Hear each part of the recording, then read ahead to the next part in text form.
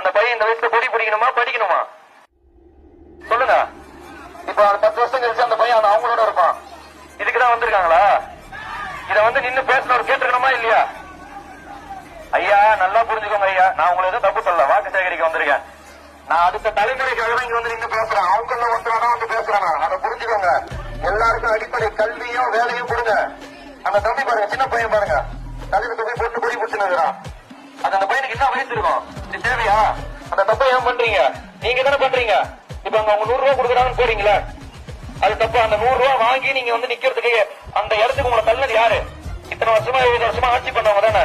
உங்களுக்கு அடிப்படை தேவை வேலை எல்லாத்தையும் உங்களுக்கே சம்பாதிக்கிற திறமை கொடுத்துருந்தா நீங்க இப்படி வந்து நிப்பீங்களா? அந்த குழந்தைய பாருங்க. என்னப்பா வயசு உனக்கு? தம்பி உனக்கு என்ன வயசு? என்ன வயசுமா உனக்கு? என்ன வயசு? ஏதோ ஒரு கேப் இதெல்லாம் என்னன்னா இதெல்லாம் பொண்ணுக்கு குழந்தை பொண்ணு துண்டு போட்டு இருக்கு. யாருக்காக நான் போராடிட்டு இருக்கோம்? அடுத்த தலைமுறைக்காக போராடிட்டு இருக்கோம். என்ன பண்ணிட்டு இருக்காங்க இங்க எல்லாரும்? நீங்களாம் யாருமே கேட்க மாட்டீங்களா?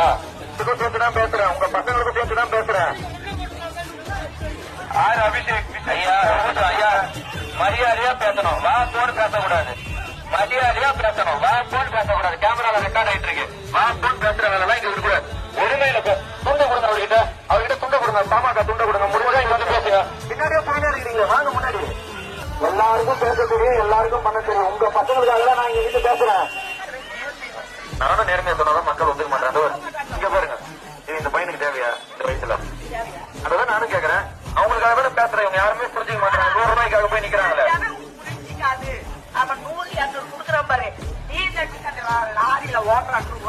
அது அப்படி உங்களை வச்சிருக்கிறதுனாலதான் நீங்க அப்படி போறீங்க. நீங்க படிப்பை கொடுத்துட்டீங்கன்னா அவங்க கேள்வி கேட்பாங்களா அடுத்த தலைமுறை? 100 ரூபாய் 200 ரூபாய் நீ என்னடா கொடுக்கறது?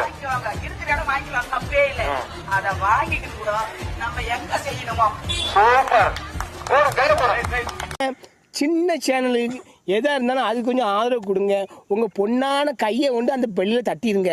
அவங்களுக்கு சப்ஸ்கிரைபர் 5-10 ஏறுனா அவங்க மனசு சந்தோஷப்படும். அவங்க வீடியோவும் பாருங்கள்.